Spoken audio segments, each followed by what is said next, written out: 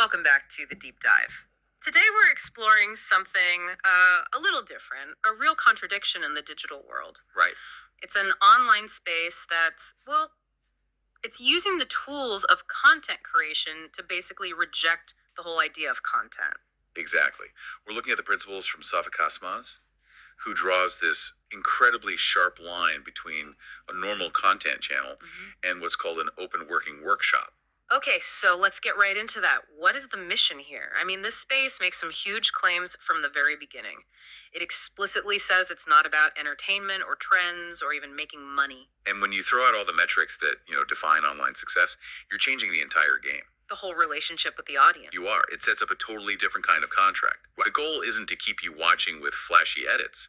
It's to, and this is a quote, make a scientific process of thinking visible. A scientific process. Think of it like intellectual archaeology. The whole point is to reopen ancient texts, dogmas, even these big cosmic myths, but not through some kind of spiritual lens. It's all about analysis on a real and grounded basis. It's just a pure focus on evidence. And that idea of an open working workshop is so key, isn't it? It tells you right away this isn't some lecture you just passively consume.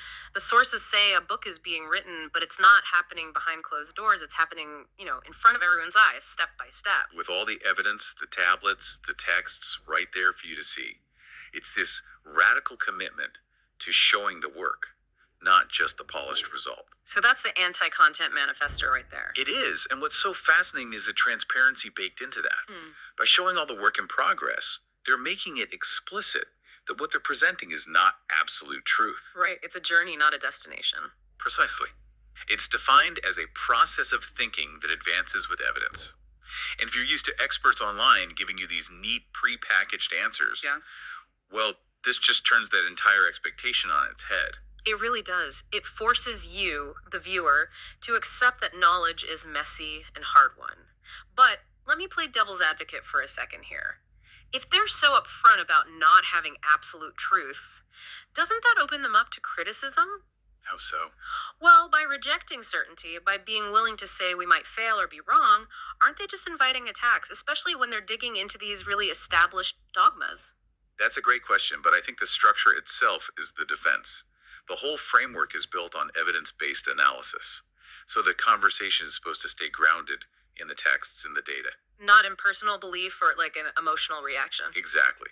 And that commitment to process is what leads directly to how the audience is supposed to engage. Oh, okay. So when you subscribe or you leave a comment, it's not the same thing as on a normal channel. It carries more weight. It holds a different meaning. Yeah. Subscribing is like a declaration. You're saying, I am following this process. And you're making a kind of philosophical choice. You're saying, I choose a demanding but real path instead of popular narratives. Which is a powerful statement, but it also creates a bit of a paradox. How sustainable is a model like that?